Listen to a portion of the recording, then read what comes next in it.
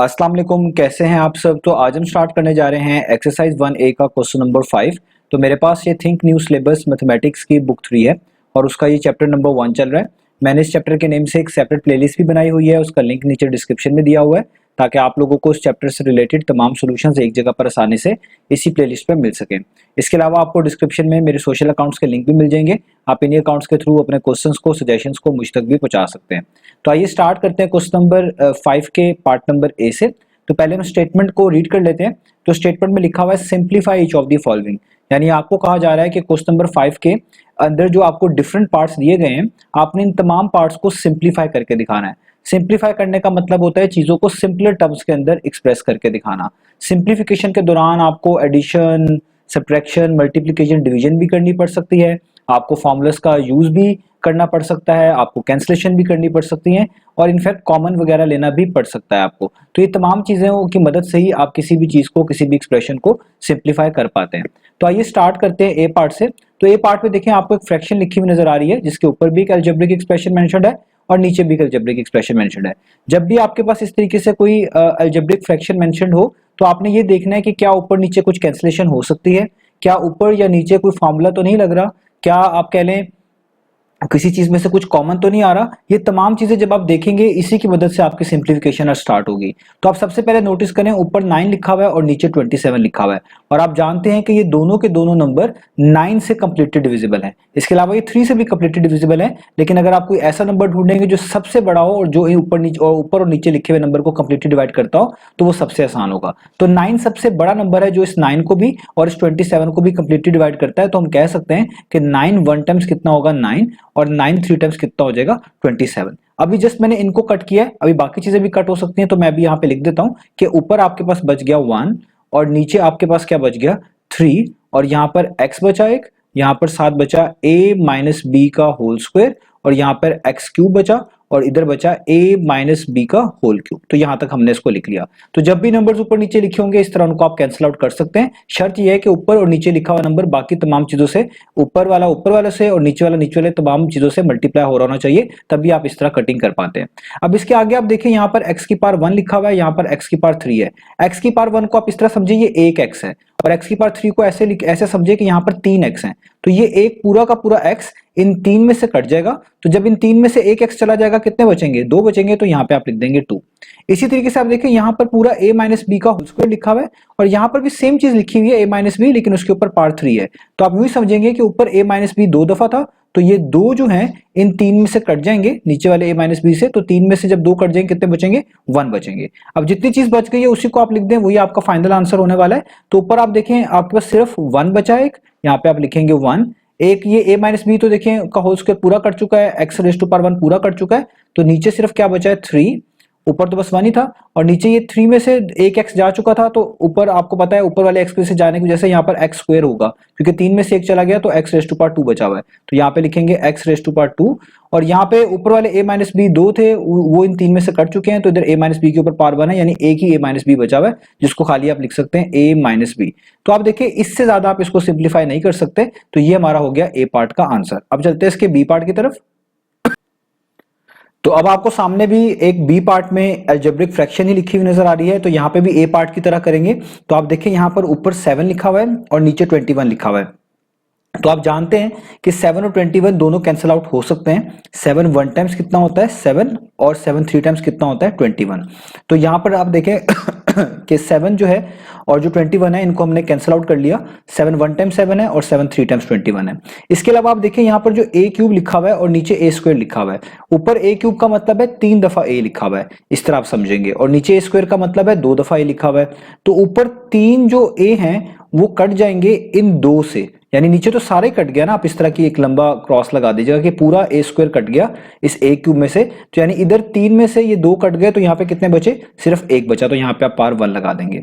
इसी तरीके से देखें आप, यहाँ पर a माइनस 3b की पावर 4 है और नीचे भी a माइनस 3b लिखा हुआ है, लेकिन उसकी पावर 2 है। यानी नीचे ये चीज 2 दफा है, ऊपर ये चीज 4 दफा है, ऊपर ज्यादा दफा है। तो आप कह लें कि ये 2 पूरे के पूरे कट जाएंगे इन 4 में से, तो ये 4 में से जब 2 कट जाएंगे तो सिर्फ यहाँ पे कितने बचेंगे, 2 ही बचेंगे। तो यहाँ पे आप 2 लिख देंगे। इस तरीके से हम इनको कैंसिल आउट करेंगे। जिन पे ये पूरी इस तरह की क्रॉस लगाते हैं इसका मतलब है पूरी चीज कैंसिल आउट हो चुकी है। जिनकी पार पे क्रॉस लगाते हैं इसके मतलब इस पार में से कुछ कट गया और कुछ बच गया, जो यहाँ पर लिख देते हैं। अब ये जो बी है ये तो आप कह लें कैंसिल आउट नहीं होगा, क्योंकि ऊपर कोई और बी लिखा ही नहीं हुआ जिससे कैंसिल आउट हो। तो ऊपर क्या बचेगा, ऊपर बचा 1। यहाँ पर ए क्यूब में से दो एक जा चुके हैं यहाँ पर, तो सिर्फ एक ही बचा हुआ है, a⁻1 बचा हुआ है, तो आप यहाँ पे खाली a लिखेंगे। ये 4 थे a-3b, जो समझाने के लिए आपको इस तरह बोल रहा हूँ कि a-3b 4 थे, ये प्रोडक्ट फॉर्म में 4 दफा ही लिखे जाएंगे। तो इसमें से ये 2 कट चुके हैं तो 2 बचे हुए हैं, तो आप यहाँ पे लिखेंगे a-3b⁻2। और नीचे आप देखें आपके पास क्या बचा हुआ है, 3 बचा हुआ है। यहाँ पर a² तो पूरा कट चुका है, b बचा हुआ है यहाँ पर आपके पास, और a-3b का होल स्क्वायर भी पूरा कैंसिल आउट हो चुका है। तो ये हो गया हमारे पास इस b पार्ट का आंसर।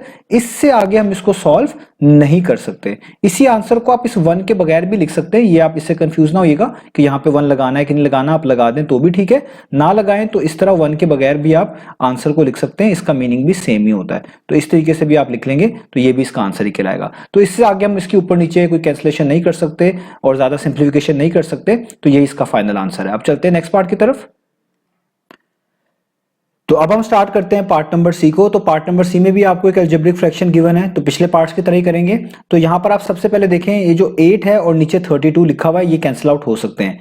8 और 32 दोनों ही आप कह लें 8 से डिविजिबल हैं। 8 1 टाइम्स 8 होता है, और आप जानते हैं कि 8 जो है आपके पास 4 टाइम्स कितना होता है, वो 32 होता है।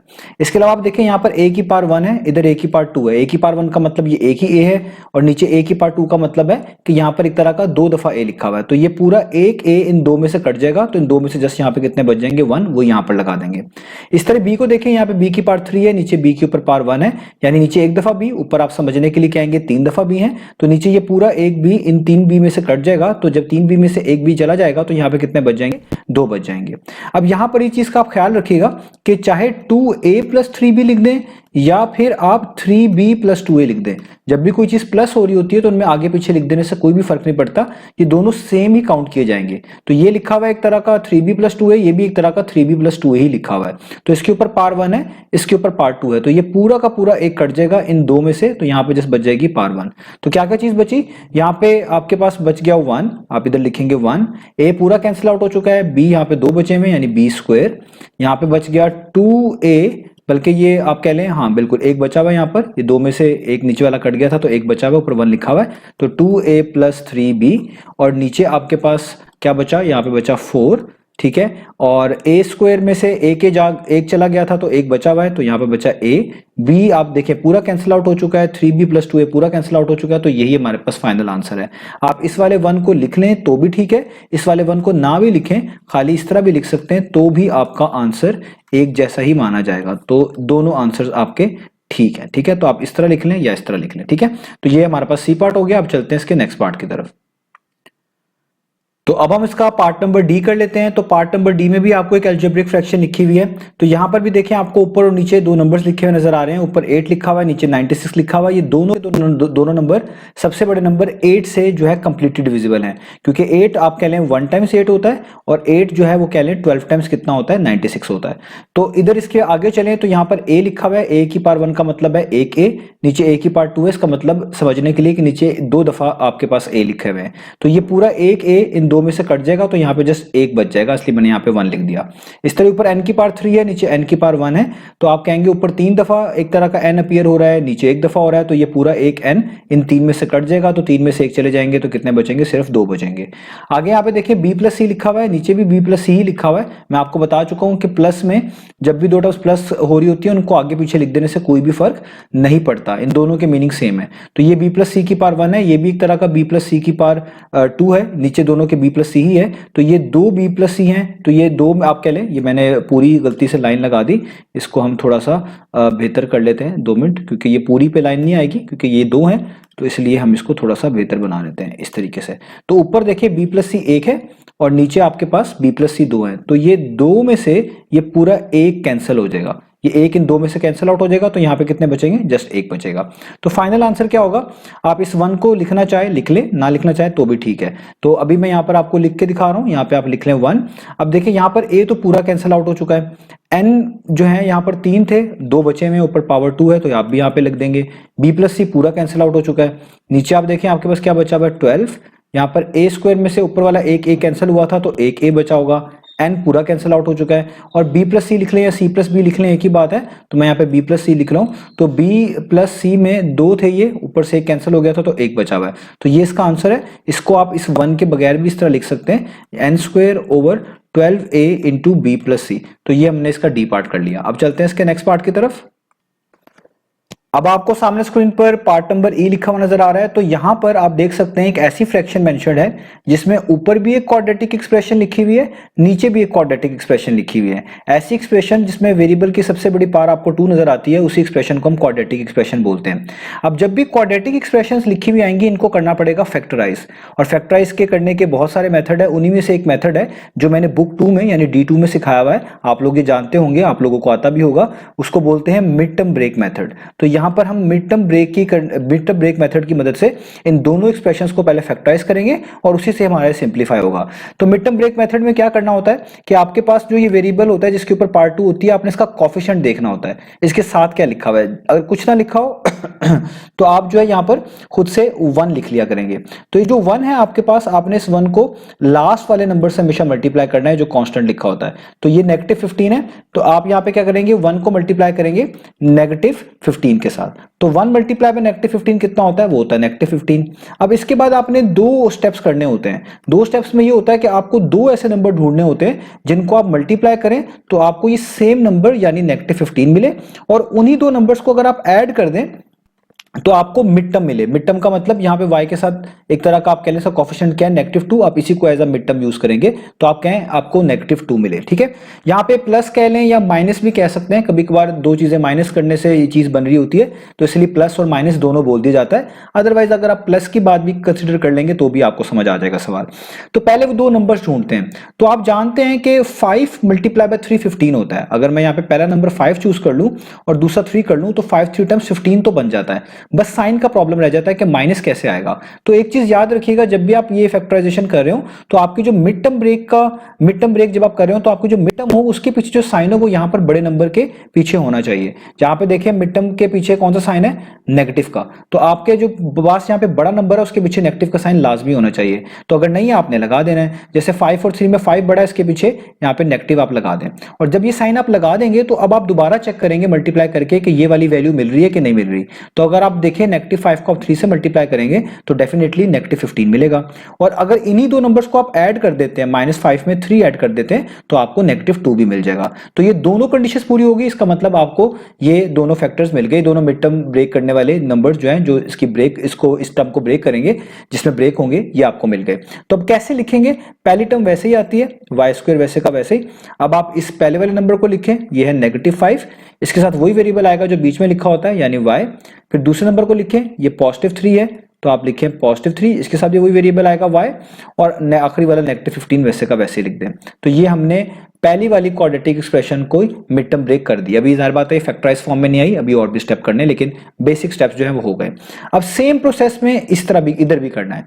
इधर भी आप देखें y² का कोफिशिएंट कुछ नहीं है तो 1 लिख लें, 1 को लास्ट वाले नंबर से मल्टीप्लाई करें, तो 1 को -10 से मल्टीप्लाई करेंगे तो सॉरी, तो 1 को -10 से मल्टीप्लाई करेंगे तो क्या आएगा, -10। अब आपको 2 नंबर्स ऐसे ढूंढने हैं जिनको मल्टीप्लाई करके आपको -10 ही मिले, और उन्हीं 2 नंबर्स को ऐड करने से आपको मिड टर्म मिले। मिड टर्म क्या है, यहाँ पे y का कोफिशिएंट को as a mid term use कर रहे होते हैं, वो है -3, यानी आपको मिले यहाँ पर -3। तो अब आप जानते हैं कि 5 2 टाइम्स 10 होता है। अगर मैं यहाँ पे 5 लिख दूं, यहाँ पे 2 लिख दूं तो 5 2 टाइम्स 10 तो बन जाता है। सिर्फ साइन का प्रॉब्लम रहता है, और आप देखें आपके मिड टर्म के पीछे यहाँ पर नेगेटिव का साइन है, तो जैसा आपको ऊपर बताया कि यहाँ पे बड़े नंबर के पीछे वही साइन होना चाहिए। तो 5 बड़ा है तो इसके पीछे आप नेगेटिव लगाएं। तो जब आप नेगेटिव लगाएंगे तो देखिए -5 × 2 कितना होगा, -10। और अगर आप इन्हीं 2 नंबर्स को सेम टू सेम नीचे लिखे -5 + 2 तो आपको -3 भी मिल रहा है। तो यानी यहाँ पर भी मिड टर्म ब्रेक अब आसान हो गई। आप लिखेंगे y², एक नंबर आपने ढूंढा है -5, तो यहाँ पे लिखेंगे -5, उसके ऊपर सेम वेरिएबल y आएगा, जो बीच वाली टर्म के साथ वेरिएबल होता है वही लिखते हैं। दूसरा नंबर आपने क्या ढूंढा है, दूसरा नंबर आपने ढूंढा है +2, तो आप यहाँ पे लिखेंगे +2, उसके साथ भी वेरिएबल y और आखिरी में -10। तो यहाँ तक हमने कर लिया। अब हम पेयर वाइज कॉमन निकालते हैं। ये सारी चीजें बुक 2 में आप जो है ना स्टडी कर चुके हैं, तो यहाँ पर बस ये दोबारा से आ रही हैं। तो आप देखें यहाँ पे y² - 5y में क्या कॉमन आ रहा है, दो दो करके इस तरह पेयर वाइज कॉमन निकालते हैं। तो दोनों में y आ रहा है, तो जब भी कोई टर्म सेम आ रही हो तो पार देखते हैं, अगर पार सेम हो तो किसी को भी बाहर कॉमन के तौर पे लिख लेते हैं। अगर पार में फर्क आ रहा हो तो जिस टर्म के ऊपर छोटी पार होती है उसको कॉमन के तौर पे लिखते हैं। तो ये y⁻1 यहाँ पर कॉमन के तौर पे आ जाएगा। ये y² का मतलब है 2y, तो एक बाहर आ चुका है तो एक अंदर बचेगा, उसको आप इस तरह लिखेंगे। 5 तो कॉमन है ही नहीं, इसको वैसे ही लिखेंगे। y⁻1 सेम टू सेम बाहर कॉमन है, जो चीज सेम टू सेम बाहर कॉमन के तौर पर मौजूद हो उसको अंदर दोबारा नहीं लिखना होता, तो ब्रैकेट क्लोज। यहाँ पर आप देखिए 3 और 15 ऐसे नंबर है जिन दोनों को कंप्लीटली डिवाइड करने वाला एक नंबर 3 मौजूद है। तो इसलिए ऐसे सिनेरियो में आप कहेंगे यहाँ पर 3 कॉमन है, क्योंकि नंबर्स में इस तरीके से कॉमन हम देख रहे होते हैं। तो 3 कॉमन, और तो कुछ कॉमन नहीं है, ब्रैकेट्स लगाएंगे। 3y में से 3 एग्जैक्टली सेम टू सेम बाहर है तो नहीं लिखेंगे अंदर, y कॉमन आया नहीं है इसको लिखेंगे, माइनस साइन भी वैसे ही आएगा। और 3 के टेबल में 15 कितने टाइम्स आता है, 5 टाइम्स, तो यहाँ पे आ जाएगा 5। ये आप सब चीजें जानते हैं, कॉमन लेने का प्रोसेस है, ये इससे पिछले क्वेश्चन में भी मैं जो है समझा चुका हूँ। अब इधर भी ऐसे करें, इधर y² - 5y में से ऊपर की तरह क्या कॉमन आएगा, y, बिल्कुल सेम टू सेम ऊपर वाली चीज है, तो यहाँ पर भी आपके पास क्या बच जाएगा, y - 5। यहाँ पर देखें 2 और 10 में से 2 कॉमन है, क्योंकि 2 एक ऐसा नंबर है जो इन दोनों नंबर्स को एक्जैक्टली डिवाइड करता है, सबसे बड़ा नंबर यही है, तो 2 कॉमन लिखेंगे। तो 2 तो यहाँ पे दोबारा नहीं लिखेंगे क्योंकि वो बाहर आ चुके हैं कॉमन, तो y बचेगा। और 2 5 टाइम्स 10 होता है, तो यहाँ पे आ जाएगा 5। तो यहां तक हमने कर लिया। तो अब जब भी आप क्वाड्रेटिक एक्सप्रेशन को फैक्टराइज करेंगे तो यहां पर हमेशा सेम चीजें बना करेंगी। तो ऊपर भी देखिए इधर y-5 बन रहा है, इधर y-5 बन रहा है, तो जो चीज सेम होगी उसको आप एक दफा लिखेंगे, इसको भी एक तरह का कॉमन निकालना ही कहते हैं। और जब ये एक दफा लिख लेंगे तो जो चीज बाकी बचेगी उसको भी राउंड ब्रैकेट्स के अंदर लिखेंगे। जैसे y और +3 बचा तो इसको राउंड ब्रैकेट्स में इस तरह लिखेंगे y और +3। इस तरीके से नीचे भी करेंगे, इधर भी y-5 आ रहा है कॉमन है तो ये एक दफा लिख लेंगे, और इसके अलावा जो चीज बचेगी यानी y और +2 उसको अलग से ब्रैकेट में इस तरीके से लिख लेंगे। अब देखें ये y-5 सेम टू सेम नीचे वाले y-5 से सेम टू सेम कट जाएगा, तो सिर्फ ऊपर बच जाएगा y+3, ठीक है, और नीचे बच जाएगा y+2। ये इससे आगे हम इसको सॉल्व नहीं कर सकते, तो यही हमारी सिंप्लीफाइड आप कह लें हमारा आंसर है। तो उम्मीद है आपको ये मिड टर्म ब्रेक भी समझ आई होगी, और ये हमने कैसे पार्ट किया, बाकी स्टेप्स कैसे किए, ये भी समझ आ गए होंगे। अब चलते हैं इसके नेक्स्ट पार्ट की तरफ। तो अब हम स्टार्ट कर लेते हैं पार्ट नंबर एफ को।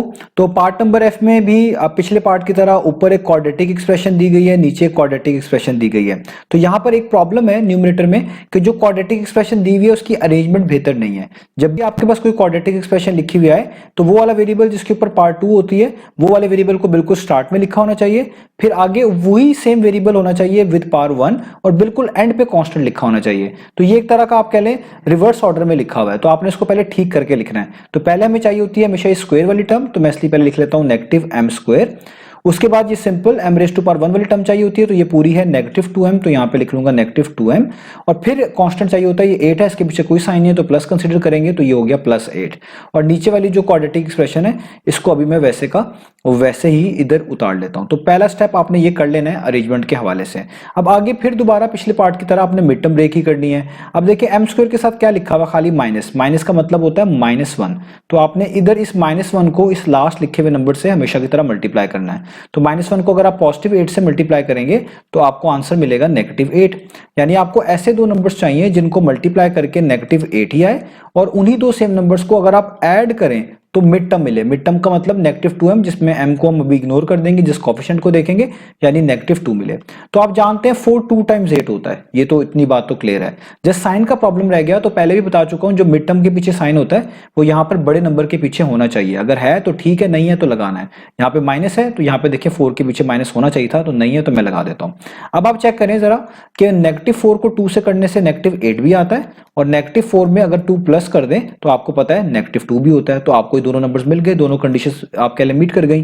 तो कैसे लिखेंगे, यहाँ पे लिखेंगे -m², 1m² भी लिख सकते हैं। पहला नंबर आपने -4 ढूंढा है तो -4m, दूसरा नंबर आपने +2 ढूंढा है सॉरी, तो ये +2m, और आगे प्लस और 8 वैसे का वैसे। अब इसी तरीके से नीचे भी आप मिड टर्म ब्रेक करें। यहाँ पे तो सब चीजें पहले से अरेंज्ड है, m² का कोफिशिएंट 2 है और लास्ट वाला नंबर -2 है, तो 2 को आप -2 से मल्टीप्लाई करेंगे। तो 2 को जब आप -2 से मल्टीप्लाई करेंगे तो आंसर आएगा -4। तो ऐसा नंबर चाहिए जिसको मल्टीप्लाई करके -4 मिल जाए, और उन्हीं दो नंबर्स को जब आप ऐड करें तो आपको मिड टर्म यानी -3 मिले, ठीक है। m को भी हम इग्नोर कर रहे हैं, ठीक है। तो अब देखिए कौन सा आपके पास ऐसा नंबर हो सकता है। तो एक बात है कि अगर आप यहाँ पे लिखें 4 1 टाइम्स 4 तो 4 तो मिलता है, लेकिन हमें तो -4 चाहिए। तो देखें यहाँ पर मिड टर्म के पीछे नेगेटिव साइन है, तो आपके भी इधर बड़े नंबर के पीछे नेगेटिव साइन होना चाहिए था।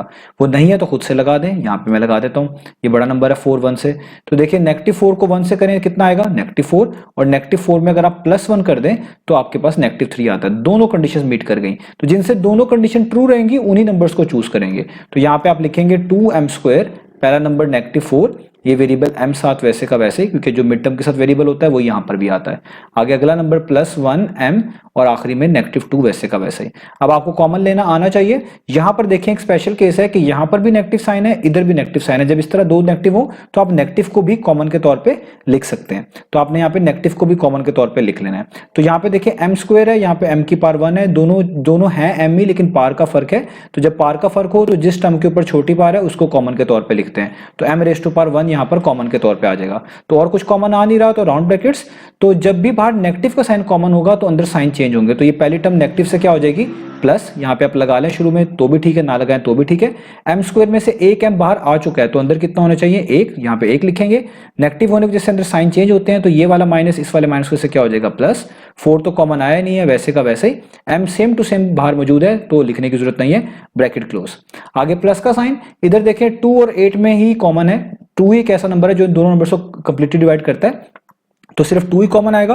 ब्रैकेट में लिखेंगे 2 बाहर आ चुका है तो m बचा, m लिखेंगे प्लस का साइन, 2 4 टाइम्स 8 होता है तो यहाँ पे आ जाएगा 4। ये आपको कॉमन लेना आ चुका होगा, इससे पहले बुक में भी डिस्कस हो चुका है और पिछले सवालों में भी डिस्कस हो चुका है। यहाँ पर आप देखें यहाँ पर 2 और 4 में 2 कॉमन है, क्योंकि दोनों को कंप्लीटली डिवाइड करने वाला सबसे बड़ा नंबर 2 है। और m² में और m में ऊपर की तरह m ही कॉमन आएगा। तो यहाँ पे 2m² में से 2 तो बाहर आ चुका है, m² 2 थे, 1 बाहर आ चुका है, 1 बचेगा तो 1 लिखेंगे, माइनस का साइन। 2 2 टाइम्स 4 होता है, यहाँ पे 2 लिखेंगे। 1 m है वो बाहर आ चुका है, उसको लिखने की जरूरत नहीं है, सेम टू सेम, तो यहाँ पर ब्रैकेट क्लोज। यहाँ पर देखिए कुछ भी कॉमन नहीं है। जब कोई भी दो टर्म में कुछ भी कॉमन नहीं होगा तो आप उसमें 1 ही कॉमन निकालेंगे, और यूं भी कह सकते हैं कि 1 और 2 को कंप्लीटली डिवाइड करने वाला एक ही नंबर मौजूद है 1। तो जब कुछ भी कॉमन नहीं होगा तो 1 ही कॉमन होगा हमारे पास, तो यहाँ पे आप लिखेंगे 1। और जब 1 कॉमन होता है तो अंदर वाली चीज एज इट इज आ जाती है, कोई भी चेंजेस नहीं होती। तो ये m है वैसे का वैसे ही, और ये माइनस आपके पास वैसे ही 2 वैसे का वैसे ही, ठीक है। तो ये हमने लिख लिया। आप यहाँ पे 1m भी लिख सकते थे। अब आपको पता है जो चीज रिपीट हो रही है उसको एक दफा लिखेंगे, इधर भी m+4 इधर भी m+4, इसको हम एक दफा लिख देंगे इस तरीके से। और ये जो नेगेटिव m+2 है इसको हम लिख देंगे मिलाकर एक दफा इस तरीके से। इधर भी m-2 m-2 है, इनको हम एक दफा लिख देंगे, ये इसको भी कॉमन निकालना कहते हैं। इसके अलावा जो चीज बच जाएगी 2m और +1, उसको यहाँ पर हम इस तरह मिलाकर एक ही राउंड ब्रैकेट्स में लिख देंगे। यहाँ तक हमने इस चीज को मैनेज कर लिया।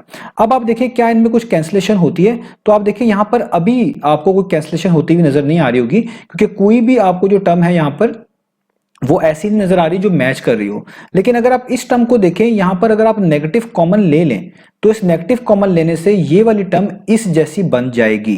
तो जब भी कोई टर्म ऐसी नजर आ रही हो कि जिसमें नेगेटिव को बाहर कॉमन निकालने से वो किसी और जैसी बन जाएगी और कट जाएगी, तो वहां पे वो प्रोसेस आपने कर लेना है। तो हम यहाँ पे क्या करेंगे, m+4 को वैसे का वैसे लिखेंगे, नीचे m-2 भी वैसे का वैसे, और ये इन दोनों में से आप एक तरह का कह लें नेगेटिव को बाहर निकालेंगे। ये इसको नेगेटिव कॉमन लेना भी कहते हैं। तो ये जो नेगेटिव आप बाहर निकालेंगे इसको आप बिल्कुल स्टार्ट में लिख सकते हैं इस तरीके से। जब भी किसी दो टर्म या दो से ज्यादा टर्म में से नेगेटिव को इस तरह बाहर निकालते हैं, बस उसके साइन चेंज कर देते हैं। तो ये नेगेटिव m कितना हो जाएगा पॉजिटिव m, और ये +2 कितना हो जाएगा -2, और नीचे आपके पास बाकी तमाम चीजें तो वैसी की वैसी थी। अब देखिए इससे क्या फायदा हुआ आपको कि ये m-2 इस वाले m-2 से क्या हो गया कैंसिल, तो ऊपर आ गया negative into m+4 over 2m+1। तो ये आंसर भी ठीक है, और इस आंसर को आप ऐसे भी लिख सकते हैं कि आप ये माइनस ओपन कर दें। ओपन करने का मतलब है यहाँ पे ब्रैकेट्स ओपन करेंगे तो ये माइनस अंदर मल्टीप्लाई हो जाएगा, -m के साथ भी आ जाएगा, और माइनस इस +4 के साथ मल्टीप्लाई होगा, प्लस माइनस माइनस होता है, यहाँ पे भी आ जाएगा, और नीचे 2m+1 वैसे का वैसे ही रह जाएगा। तो चाहे ऐसे लिख लें चाहे ऐसे लिख लें, दोनों आपके आंसर्स करेक्ट है। ये आपके ऊपर डिपेंड करता है कि आप इसको कहाँ तक लिखना चाहते हैं। अदरवाइज ये दोनों आंसर ठीक है, ये भी ठीक है और ये भी ठीक है। तो उम्मीद है आपको पार्ट समझ आया होगा। इंशाल्लाह नेक्स्ट पार्ट की अब हम तरफ बढ़ते हैं। तो अब आपको सामने स्क्रीन पर पार्ट नंबर जी लिखा हुआ नजर आ रहा है। तो यहाँ पर आप देखें कि न्यूमरेटर में जो एक्सप्रेशन लिखी हुई है वो एक फॉर्मूले के साथ मैच करती है। वो कैसे? आपको ये फॉर्मूला आपने पढ़ा हुआ है, इसको आप आइडेंटिटी भी बोलते हैं। ये है कि ए स्क्वायर माइनस बी स्क्वायर जैसी जो भी टर्म होती है उसको आप लिख सकते हैं ए प्लस बी इनटू ए माइनस बी की फॉर्म में। अब इसके लिए कंडीशन है कि यहाँ पर आपके पास एक टर्म होनी चाहिए जिसके ऊपर स्क्वायर हो, दूसरी टर्म हो उसके ऊपर भी स्क्वायर हो और बीच में माइनस का साइन हो। तो आप देखिए आप इन ऊपर वाली टर्म्स को इस तरह का बना सकते हैं। वो कैसे? आपको पता है 9 3 का स्क्वायर होता है, तो यहाँ पे 3 लिख लें, और x पे पहले से स्क्वायर है तो x को वैसे लिख लें, और यहाँ पर इस तरीके से राउंड ब्रैकेट्स का यूज करके इनके ऊपर स्क्वायर डाल दें। इस तरह क्या होगा कि ये पूरी की पूरी टर्म ए स्क्वायर जैसी दिखेगी, ए स्क्वायर जैसी बन गई। और y पे पहले से स्क्वायर है तो यहाँ पर राउंड ब्रैकेट्स का यूज करके y लिखकर इसके ऊपर स्क्वायर डाल दें। तो ये देखिए ये पूरी की पूरी term A square minus B square जैसी दिख रही है, यानी आप इसको नेक्स्ट स्टेप में a plus B into A minus B की फॉर्म में लिख पाएंगे। अब नीचे आप देखें ये क्वाड्रेटिक एक्सप्रेशन है, इसमें 3 टर्म्स भी मौजूद हैं, y के ऊपर यहाँ पे पार्ट 2 भी मौजूद है, x के ऊपर भी पार्ट 2 भी मौजूद है। आप इससे भी अंदाजा लगा सकते हैं कि क्वाड्रेटिक एक्सप्रेशन है। तो यहाँ पर आपको इसकी मिड टर्म ब्रेक करनी पड़ेगी। तो ये जिस ऑर्डर में लिखी हुई है इसी में इसको लिखे रहने देंगे, बस वाई स्क्वायर के साथ कुछ नहीं लिखा हुआ। आप यहाँ पे 1 कंसीडर करिएगा और 1 को इधर लास्ट लिखे हुए नंबर से मल्टीप्लाई करिएगा। अब ये एक्स स्क्वायर है तो आप थोड़ी देर के लिए एक्स को जो है ना इग्नोर करें, जस्ट -3 का सोचें। तो आपने कोफिशिएंट को देखना होगा इस तरह के केसेस में जब इसके साथ वेरिएबल आ रहा हो, तो 1 को आप जस्ट -3 से मल्टीप्लाई करें। तो 1 मल्टीप्लाई बाय -3 होता है -3, यानी आपने दो ऐसे नंबर्स ढूंढने हैं जिनको मल्टीप्लाई करके -3 ही मिले, और उन्हीं दो नंबर्स को अगर आप ऐड कर दें तो आपको मिड टर्म यानी -2xy जिसमें वेरिएबल छोड़ दें तो -2 मिले। तो ये हमारा बेसिकली क्या है, टारगेट है। अब जानते हैं आप कि 3 कैसे आ सकता है, 3 1 टाइम्स करने से 3 आता है, और यहाँ पे -3 चाहिए तो आप जानते हैं कि जो मिड टर्म के पीछे साइन होता है वो बड़ी नंबर के पीछे होना चाहिए। यहाँ पे बड़ा नंबर 3 है, उसके पीछे माइनस का साइन नहीं है तो आप लगा दें। तो अब आप देखिए -3 1 टाइम्स कितना बनता है, -3 बनता है, और इसी -3 और इसी +1 को अगर आप ऐड करें तो -2 भी बनता है, यानी आपको एक तरह की मिड टर्म ब्रेक मिल गई। अब कैसे लिखेंगे, यहाँ पे y स्क्वायर, पहला वाला नंबर आपने ढूंढा -3, उसके साथ वही वेरिएबल आएगा जो यहाँ पर मिड टर्म के साथ होता है। यहाँ पे xy है तो आप भी xy लिखेंगे। आगे देखिए अगला नंबर मिला +1 तो आप लिखेंगे +1, उसके साथ भी सेम वेरिएबल xy, और लास्ट वाला नंबर आपके पास क्या आ जाएगा, 3x स्क्वायर। अब आप देखें ये ऊपर तो फॉर्मूला बन चुका था, ए स्क्वायर माइनस बी स्क्वायर किसके इक्वल होता है, ए plus B into A minus B, यानी आप इस 3x को a मानेंगे और y को b मानेंगे तो एक बार प्लस में लिखेंगे यानी एक बार 3x प्लस y, और एक बार माइनस में यानी एक बार 3x माइनस वाई। यहां तक हमने इसको कर लिया। इसके आगे आप ये वाला फॉर्मूला भी मेंशन कर सकते हैं तो और भी बेहतर हो जाएगा। नीचे आपको पेयर वाइज कॉमन निकालना है, तो पहले इन दो में देखें, इधर y स्क्वायर है, इधर y की पावर 1 है, दोनों y हैं, बस पावर का फर्क है, तो जिस टर्म के ऊपर छोटी पावर होती है उसको कॉमन के तौर पे लिखना पड़ता है, तो y को कॉमन के तौर पे लिखेंगे, और कुछ कॉमन आ ही नहीं रहा तो राउंड ब्रैकेट्स y स्क्वायर में से एक y बाहर आ चुका है तो एक बचेगा, यहाँ पर -3 कॉमन ही नहीं था लिखेंगे, x कॉमन ही नहीं था लिखेंगे, और y सेम टू सेम बाहर था, जो चीज सेम टू सेम है उसको कॉमन के तौर पे अंदर लिखने की जरूरत नहीं होती, तो राउंड ब्रैकेट्स। आगे प्लस का साइन, यहाँ पे देखिए x है, इधर भी x है, बस पार का फर्क है, इधर पार 2 है, इधर पार 1 है, तो छोटी पार वाले को कॉमन निकालेंगे यानी x की पार 1 को, और कुछ भी कॉमन नहीं आ रहा तो राउंड ब्रैकेट्स। यहाँ पे x बाहर आ चुका है, 1 और y बचा हुआ है, 1 को लिखने की जरूरत नहीं होती तो जस्ट y लिखेंगे, माइनस का साइन, 3 कॉमन आया नहीं, इसको लिखेंगे, x स्क्वायर में से एक x बाहर आया, एक अभी भी बचेगा तो वो यहाँ पे लिख देंगे इस तरीके से। अब फर्दर आपको पता है ऊपर वाली चीज वैसे की वैसे उतारनी पड़ेगी, यानी ये 3x प्लस वाई वैसे का वैसे ही, और यहाँ पे 3x माइनस वाई भी वैसे का वैसे ही। इधर जो चीज रिपीट कर रही होती है आप जानते हैं उसको एक दफा लिखते हैं, तो इस y माइनस 3x को हम एक दफा लिखेंगे इस तरीके से, और जो चीज इसके अलावा बच जाती है उसको भी राउंड ब्रैकेट्स में लिख लेते हैं, यानी ये y और ये प्लस x मिलकर ऐसे हो जाएगा y प्लस x। यहां तक हमने कर लिया। अब आपने देखना है कि क्या इनमें कुछ कॉमन आता है, तो देखिए 3x प्लस वाई और नीचे y प्लस x है, इनमें तो कोई रिजेंबलेंस आपको नहीं लग रही, ठीक है, यहाँ पे आपको पता है कि कोई भी रिजेंबलेंस नहीं बन पा रही। और इसी तरीके से देखिए 3x माइनस वाई है और इधर जो है y माइनस 3x है, तो अगर इन दोनों में देखें तो रिजेंबलेंस है। वो कैसे कि जस्ट साइन का फर्क है, अगर कोई साइन का आप गैप कवर कर लें तो इनमें कैंसिलेशन हो सकती है। यहाँ पे 3x पॉजिटिव है, y नेगेटिव है, इधर 3x नेगेटिव है और आपके पास y पॉजिटिव है। तो जब भी इस तरह ऑपोजिट बिहेवियर आपको ऊपर नीचे किसी एक्सप्रेशन में नजर आ रहा हो तो आप किसी एक में से अगर माइनस कॉमन निकाल के देखेंगे तो हो सकता है वो ऊपर नीचे कैंसिल आउट हो जाए। अब इसके लिए आपको क्या करना पड़ेगा, जैसे मिसाल के तौर पर अगर मैं चाहता हूं कि मैं यहां से माइनस कॉमन ले लूं फॉर एग्जाम्पल, तो इसको भी एक तरह का माइनस कॉमन लेना कहते हैं तो आपने एक माइनस इधर से बाहर लिखना होता है बिल्कुल स्टार्ट में, जैसे मैं यहाँ पे लिख रहा हूँ। यहाँ पे आप 3x प्लस वाई को वैसे का वैसे लिखे रहने देंगे, और जिसमें से आपने माइनस एक तरह का बाहर कॉमन लिया होता है, निकाला होता है, उसके साइन चेंज कर देने होते हैं उसके टर्म्स के। तो ये जो नेगेटिव y है ना, ये हो जाएगा पॉजिटिव y। इसको मैं स्टार्ट में लिख देता हूँ, ये हो गया पॉजिटिव y। और ये जो पॉजिटिव 3x है ये हो जाएगा नेगेटिव 3x, ये मैं इसके बाद में लिख देता हूँ ताकि बेहतर लगे। अब आप देखिए नीचे क्या है, नीचे भी y माइनस 3x ही था। तो इस नेगेटिव कॉमन लेने से आपके पास जो है ना ये टर्म सेम सेम बन गई। आप इधर से भी माइनस कॉमन लेते तो भी कर सकते थे, वो भी सही था।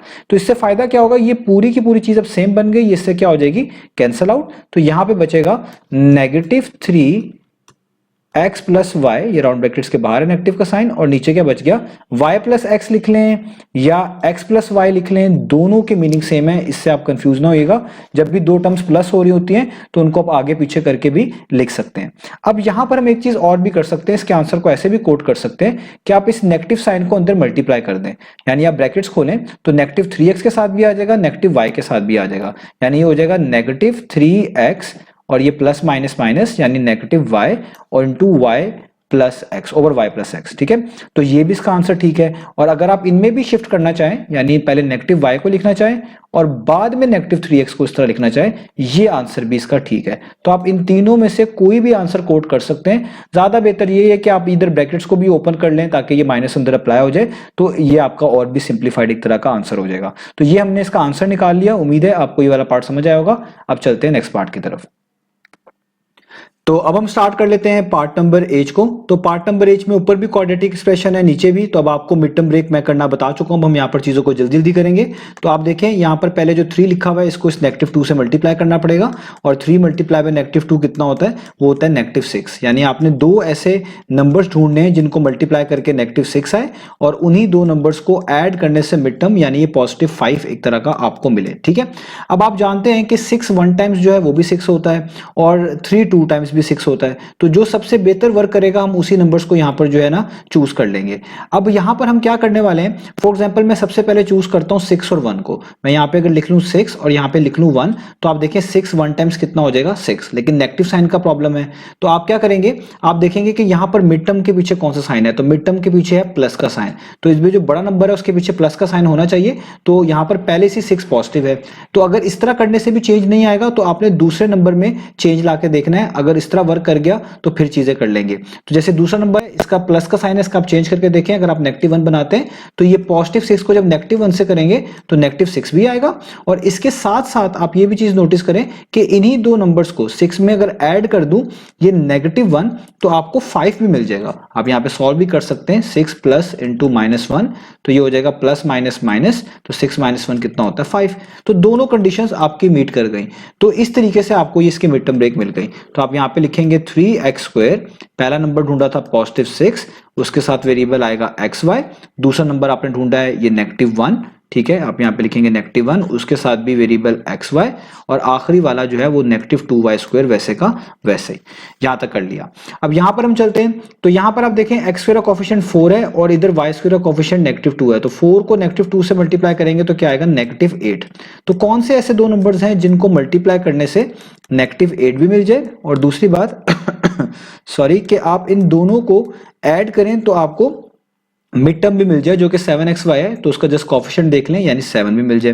तो देखें यहां पर भी ऐसा ही करेंगे। आप देखें 8 1 टाइम्स 8 होता है, सिर्फ साइन का प्रॉब्लम आ रहा है। मिड टर्म के पीछे यहाँ पर प्लस का साइन है, तो आपके पास भी यहाँ पे बड़े नंबर के पीछे प्लस का साइन होना चाहिए जो कि पहले से ही है। तो इससे अगर फर्क ना पड़े तो आपको बताया दूसरे नंबर का साइन चेंज करके देखिएगा। तो ये 1 है प्लस का, इसको माइनस बनाएं तो देखें 8 माइनस 1 टाइम्स कितना होता है, -8, और 8 को अगर मैं ऐड कर दे नेगेटिव 1 तो 7 भी आता है। तो दोनों कंडीशंस मीट कर गई, यानी यहाँ पे भी आपको इसकी मिड टर्म ब्रेक एक तरह की मिल गई। तो 4x² वैसे का वैसे ही, पहला नंबर ढूंढा है 8, उसके साथ वेरिएबल आएगा xy। दूसरा नंबर ढूंढा है आपने यहां पर, आप देखिए नेगेटिव 1, तो नेगेटिव 1 उसके साथ भी xy, और साथ ये 2y² वैसे का वैसे ऊपर से। अब आपको कॉमन लेना आता है, मैं जल्दी से करूंगा। इन दोनों में 3 कॉमन है, 3 और 6 दोनों 3 से डिविजिबल है, और x² और x में से x कॉमन है यानी 3x कॉमन है। तो यहाँ पे 3 बाहर आ चुका है, x² में से 1x बाहर है, 1 लिखेंगे। 3 2 टाइम्स 6 होता है, यहाँ पे 2 लिखेंगे। x बाहर है, इसको छोड़ दें, सिर्फ y बचा तो यहाँ पे y लिखेंगे। इधर भी माइनस, इधर भी माइनस, इधर माइनस लिखेंगे हम कॉमन के तौर पे एक तरह का। और ये जो आप देखें यहाँ पे y है, यहाँ पे y² है, तो y को कॉमन के तौर पे लिखेंगे सारी चीजें पीछे बताता आ रहा हूँ। यहाँ पे जस्ट बच जाएगा x, क्योंकि बाकी चीज तो बाहर कॉमन है। ये जब बाहर माइनस कॉमन होता है अंदर साइन चेंज होता है, ये वाला माइनस हो जाएगा प्लस 2 वैसे का वैसे ही। वाई स्क्वायर में से एक वाई कॉमन है, एक जरूर लिखना पड़ेगा, यहाँ पर आ जाएगा इस तरीके से। इधर आप देखें 4 और 8 को डिवाइड करने वाला सबसे बड़ा नंबर 4 है, 4 कॉमन, एक्स स्क्वायर और x में से ऊपर की तरह x कॉमन, तो 4 बाहर आ चुका, एक्स स्क्वायर में से एक x बाहर आ चुका, एक बचेगा, एक लिखेंगे। 4 2 टाइम्स 8 होता है, x बाहर कॉमन के तौर पे आ चुका है, y नहीं आया तो इसको लिखेंगे माइनस का साइन, यहाँ पर दोनों में माइनस है, एक तरह का माइनस कॉमन भी है। तो यहाँ पर आप देखें y है और इधर y स्क्वायर है, तो y और y स्क्वायर में से y कॉमन, यहाँ पे जस्ट बच जाएगा एक x, क्योंकि सेम y तो बाहर मौजूद है, बाहर माइनस होने की वजह से अंदर साइन चेंज करेंगे, ये प्लस हो जाएगा, और ये 2 वैसे का वैसे ही, और 2 y है, एक y बाहर है, तो यहाँ पे आ जाएगा एक y। तो ये आपने यहाँ तक कर लिया। अब जो चीज सेम है उनको एक दफा लिख दें, इधर x प्लस 2y इसको एक दफा लिख दें इस तरीके से, और यहाँ पे जो बाकी चीज बच जाती है इसको भी आप एक ही ब्रैकेट्स में लिखेंगे, यानी 3x और -y इस तरीके से। इधर भी ऐसे करेंगे, x प्लस 2y दोनों में सेम है, एक तरह का कॉमन के तौर पे इसको एक दफा लिख देंगे। जो चीज बच जाएगी उसको नीचे आप वैसे उतार लेंगे, इसके अलावा 4x और -y बचा तो इसको 4x -y ऐसे लिख लेंगे। तो ये x प्लस 2y इस x प्लस 2y से कट जाएगा, तो आपका आंसर आ जाएगा 3x -y over 4x -y। इससे ज्यादा हम सॉल्व नहीं कर सकते, तो ये हमारा इस पार्ट का आंसर हो गया। तो अब चलते हैं नेक्स्ट पार्ट की तरफ। तो अब आपको सामने स्क्रीन पर पार्ट नंबर L लिखा हुआ नजर आ रहा है। तो इससे पहले जो है आपके पास I, J और K पार्ट, वो मैं आपको होमवर्क के तौर पे दे रहा हूं, आप वो खुद से ट्राई करिएगा। उस जैसे बहुत सारे पार्ट मैंने स्टार्ट में करवा दिए हैं और वीडियो आप देख सकते हैं ऑलरेडी 35 मिनट से ज्यादा हो चुकी है। तो जो क्वेश्चन सेम है वो आप खुद से ट्राई करिएगा, ताकि इससे आपकी प्रैक्टिस भी हो और आपको और भी कॉन्फिडेंस गेन हो सके इन क्वेश्चन को करने के बाद। तो जो क्वेश्चन डिफरेंट है वो मैं अब यहाँ पर करवा रहा हूँ, जिसमें से एक पार्ट नंबर L है। अगर आप ये वाला पार्ट समझ जाएंगे तो पार्ट नंबर M भी आप बिल्कुल इसी पैटर्न पे कर लेंगे। तो यहाँ पर आप देखें जो आपको फ्रैक्शन दी गई है इसमें ऊपर 4 टर्म्स लिखी हुई हैं। अक्सर औकात, ये जरूरी नहीं है लेकिन अक्सर औकात जब 4 टर्म्स दी गई होती है तो आपने पेयर वाइज कॉमन निकाल कर देखना होता है कि इन दो में से कॉमन निकालें, इन दो में से कॉमन निकालें। तो आप देखिएगा अगर कॉमन निकालेंगे और फर्दर सॉल्व करेंगे इसी से सिंप्लीफिकेशन हो जाएगी। और अगर इन दो में से कॉमन ना आ रहा हो तो इनकी आप पोजीशंस भी चेंज करके देख सकते हैं, आगे पीछे टर्म्स को लिख के देख सकते हैं, उससे भी आपको फायदा हो सकता है। तो अगर अब हम यहां पर देखें, यहां पर a स्क्वायर है, यहां पर a भी है, दोनों में a आ रहा है, पार का फर्क है, इधर पार 1 है इधर पार 2 है, तो छोटी पार वाली टर्म को हमेशा कॉमन लेते हैं। तो यहां पर a कॉमन आ जाएगा, तो a स्क्वायर में से a के बाहर है, एक बचेगा, a b में से ये सेम में बाहर आ चुका है तो जस्ट b बचेगा। अब आप देखें यहां पर माइनस है तो माइनस लिख लें, इधर दोनों में c आ रहा है, सेम टू सेम c मौजूद है, c को कॉमन निकालें। जब बाहर माइनस कॉमन निकालते हैं तो साइन चेंज होता है, तो ये जो a है ac में से c बाहर आ चुका है, ये a बच जाएगा। ये एक तरह का आप कह लें माइनस था, अब ये पॉजिटिव हो गया, और ये प्लस जो है ये क्या हो जाएगा माइनस, क्योंकि ये माइनस प्लस को क्या कर देगा माइनस, और b आ जाएगा आपके पास, और यहां पर c पहले ही बाहर से कॉमन है, इसको लिखने की जरूरत नहीं है। तो याद रखें जब भी आपकी ये वाली दो टर्म सेम आ जाए इस तरह कॉमन लेने के बाद, इसका मतलब आपका प्रोसेस ठीक है। अब आगे चलें, नीचे भी आप देखें a स्क्वायर और a भी है, ऊपर की तरह इनमें से a कॉमन आएगा, तो इधर a स्क्वायर में से एक a बचेगा प्लस और ये b बच जाएगा। और आगे आप देखें यहाँ पर दोनों भी माइनस है, एक तरह का माइनस कॉमन ही है, इधर दोनों में सेम c आ रहा है, c लिख दें। और जब माइनस कॉमन लिया हो तो अंदर साइन चेंज होते हैं, ये माइनस से एक तरह का प्लस a के तौर पे आएगा, और ये माइनस इस वाले माइनस से प्लस हो जाएगा, और bc में से c बाहर आ चुका है, जस्ट यहाँ पे प्लस आ जाएगा। अब आगे आपको चीजें पता है कि जब भी इस तरह आप फैक्टराइज करते हैं पेयर वाइज, तो जो दो चीजें सेम होती हैं इनको एक दफा लिखते हैं। तो आप a माइनस बी को एक दफा लिख लें, और इसके अलावा जो चीज बच गई a और माइनस c, इसको भी यहाँ पर एक दफा लिख लें। नीचे भी ऐसे करें, ये जो a प्लस बी है सेम आ रहे हैं, इनको एक दफा लिख लें, और इसके अलावा जो चीज बच गई a और माइनस सी, इसको राउंड ब्रैकेट्स में एक दफा लिख लें इस तरीके से। तो आप देखें यहाँ पर ये a माइनस सी से कट गया, ऊपर बच गया a माइनस बी, नीचे बच गया a प्लस बी, तो यही हमारे पास इसका क्या हो गया आंसर। तो उम्मीद है आपको ये वाला पार्ट भी समझ आ गया होगा। अब इसी पैटर्न पे जल्दी से पार्ट नंबर M भी कर लेते हैं। तो अब आपको सामने स्क्रीन पर पार्ट नंबर M लिखा हुआ नजर आ रहा है, यहाँ पर भी ऊपर 4 टर्म्स है, नीचे 4 टर्म्स है, तो हम पेयर वाइज कॉमन यहाँ पर निकालेंगे। आपको मैंने बताया पेयर वाइज कॉमन निकालने से अक्सर औकात इस तरह के सिनेरियोज में क्वेश्चन आसान हो जाता है। अब आपको कॉमन निकालना पिछले तमाम पार्ट में समझा चुका हूँ, जल्दी जल्दी करूंगा। a स्क्वायर और a में से a कॉमन आएगा, a स्क्वायर में से a के बाहर है, अंदर a बचेगा, प्लस का साइन, ये a तो सेम टू सेम बाहर है, इसको लिखने की जरूरत नहीं है। इधर m बच जाएगा क्योंकि कॉमन नहीं आया, इधर दोनों में माइनस है तो माइनस लिखेंगे। यहाँ पर an है, यहाँ पर mn है, दोनों में सेम टू सेम n मौजूद है जो कि कॉमन है, इसको बाहर लिख लें। तो अंदर क्या बचेगा जस्ट a, और इस माइनस की से साइन हमेशा चेंज होता है, ये वाला माइनस हो जाएगा प्लस, mn में से सिर्फ m बचेगा क्योंकि n बाहर कॉमन है। सेम टू सेम नीचे भी करना है, a स्क्वायर और am में से a कॉमन है, तो इधर बच जाएगा a स्क्वायर में से एक a, एक ए बाहर है तो जस्ट बच जाएगा m, यहाँ पे प्लस का साइन आएगा, दोनों में वैसे है भी प्लस तो यहाँ पे प्लस का साइन लगाएंगे। तो यहाँ पर आप देखें ए एन है एम एन है, दोनों में n कॉमन है तो अंदर बचेगा a और m यानी a प्लस m। तो आप देखें यहाँ पर भी दोनों फैक्टर सेम आ गए, यहाँ पर भी सेम है। जब भी फैक्टर सेम आ रहे होते हैं इसका मतलब चीजें ठीक कर रहे हैं। तो जो चीज सेम आ रही है उसको एक दफा लिखें, ऊपर a प्लस m सेम है एक दफा। इसके अलावा जो चीज बच जाएगी a और माइनस n उनको राउंड ब्रैकेट्स में इस तरीके से। इधर भी a प्लस m सेम है, इसको एक दफा लिखें, इसको कॉमन निकालना कहते हैं। इसके अलावा क्या बच गया a प्लस n यहाँ पर, तो आप लिख दें a प्लस n, ऊपर a माइनस n बचा था इधर a प्लस n बचा। इससे ये a प्लस m से कट गया और ऊपर बच गया a माइनस n और नीचे बच गया a प्लस n। यही हमने फाइंड आउट करके दिखाना था, यही हमने इसको सिंप्लीफाई कर लिया, इससे ज्यादा इसको सिंप्लीफाई नहीं कर सकते। तो उम्मीद है आपको तमाम चीजें समझ आई होंगी। इसमें मैंने बहुत सारी चीजें डिस्कस की हैं, क्वाड्रेटिक आपके एक्सप्रेशंस को डिस्कस किया है, आइडेंटिटी भी डिस्कस किया है, कॉमन निकालना डिस्कस किया है। तो जो पार्ट्स मैंने छोड़े हैं उम्मीद है आप इन्हीं पैटर्न्स को देखते हुए उन पार्ट्स को भी कर लेंगे। उसमें जो पार्ट नंबर आई है उसमें ऊपर आपको फॉर्मूला अप्लाई करना पड़ेगा a square minus B square वाला, और नीचे क्वाड्रेटिक एक्सप्रेशन है तो मिड टर्म ब्रेक करनी पड़ेगी। जे पार्ट में भी ऊपर नीचे दोनों जगह पे मिड टर्म ब्रेक करनी पड़ेगी, और के पार्ट में ऊपर 3 कॉमन आ जाएगा, उसके अलावा ऊपर और कोई चीज सिंप्लीफाई नहीं होगी। नीचे आपको जिस तरह यहां पर पेयर वाइज कॉमन निकालना बताया है इस तरह पेयर वाइज कॉमन निकालकर सॉल्व करना पड़ेगा। तो आप देखिएगा चीजें बड़ी आसानी से हो जाएंगी। तो उम्मीद है आपको तमाम चीजें समझ आई होंगी। इंशाल्लाह नेक्स्ट वीडियो से मिलते हैं बाकी सॉल्यूशंस के साथ।